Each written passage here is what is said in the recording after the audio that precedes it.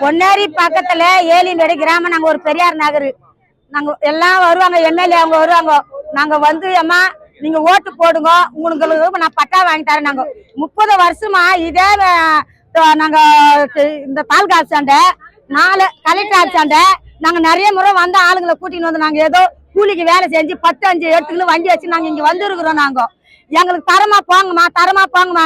நான் பார்த்த வரைக்கும் 10 கலெக்டர் பார்த்துட்டேன். நான் 10 கலெக்டர் என்ன சொன்னாங்க, நீங்க போய் இருங்க, யார் வந்து கலப்பினாலும் போகாதீங்க, அங்கேயே இருங்க அப்படின்னு தான் சொன்னாங்க எங்களுக்கு. சரி நம்ம இருக்கலாம் அப்படின்னு வரவங்க நாங்க பட்டா போட்டு தரேன். எங்களுக்கு வாழ்வாதாரம் எங்கதான் இருக்குது எங்களுக்கு சொல்லுங்க. எங்களுக்கு இத்தனை முறை வரோம், எங்களுக்கு ஒண்ணு இல்ல, 3வது தலைமுறை நாங்க வாழறோம். இப்போ எங்க மாமியார் இருந்தாங்க, இப்ப நாங்க வாழறோம். இப்போ என் பிள்ளைங்க கேக்குதுங்க, எவ்வளவு நாளைக்கு தாமா நம்ம வந்து இரவுலயே இருந்துட்டு போறது?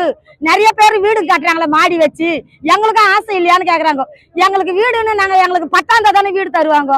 பட்டா இல்லாம நாங்க எங்க போவோம் வீட்டுக்கு சொல்லுங்க. நாங்க 35 வருஷமா இருக்கிறோம் ஐயா. குடிநீர் தண்ணிக்கு வரி கட்டுறோம், வீட்டு வரி ரசீது கட்டுறோம், நாங்க கரண்ட் பில்லே கட்டுறோம், எல்லா வசதி வீட்டு வரி ரசீது மொத்தம் வச்சுக்கணும். எங்களுக்கு ஏன் பட்டா தர மாட்டேன்றாங்க? நாங்க வந்து அந்த குடும்பம் வந்து 70 குடும்பம், 80 குடும்பம் இருக்கிறோம். 80 குடும்பம் இருக்கோம் நாங்க. ஆனா நாங்க வந்து பொன்னேரில இருந்து ஏலிமேட்டு கிராமத்துல வசிக்கிறோன்னா, நாங்க வந்து ஒரு 40-50 வருஷமாவே அந்த இடத்துல தான் இருக்கிறோம். வரவங்க வந்து வீட்டு வரி கட்டணும், கரண்ட் பில்லு கட்டணும், கொயா வரி கட்டணும். அன்னிலேருந்து இது வரைக்குமே கட்டின்னு தான் இருக்கிற வரி இல்லலாம்.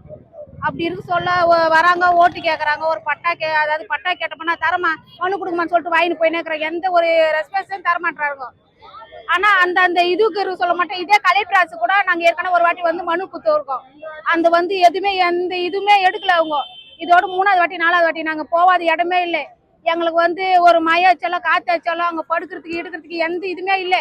தவளை குழந்தையானது பாம்பு பூச்சானது கடிக்கிற அளவுக்கு தான் நாங்க இருக்கிறோம். ஃபுல்லா போத்துரு அந்த இடத்துல ஃபுல்லாவே. ஒரு ரோடு கிடையாது, ஒரு கரண்ட் கிடையாது, எதுவுமே கிடையாது. எங்களுக்கு எதுவுமே அவங்க எதுவுமே தரமாட்டாங்க.